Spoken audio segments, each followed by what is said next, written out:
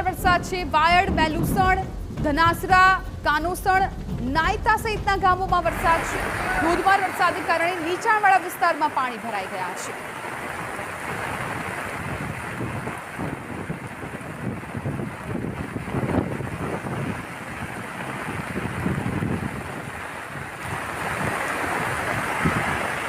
પાટણના અત્યારે દરેક પંથકમાં વરસાદી માહોલ છે।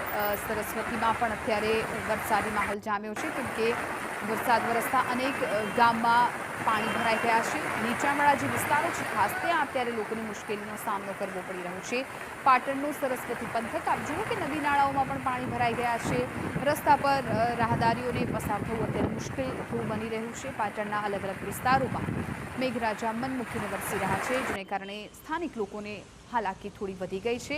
અલગ અલગ આપ દ્રશ્યો જુઓ, પાટણ શહેરના દ્રશ્યો છે, ત્યારબાદ ચાણસ્માના દ્રશ્યો છે અને સરસ્વતીના દ્રશ્યો છે। તમામ દ્રશ્યોમાં એક બાબત સરખી છે કે પાણી ભરાતા લોકોને હાલાકી પડી રહી છે। પછી એ રાહદારીઓ હોય કે પછી વાહન ચાલકો હોય, સ્કૂલે જતા બાળકો હોય, આ તમામ લોકોને આ રસ્તા પરથી પસાર થવું મુશ્કેલ બન્યું છે।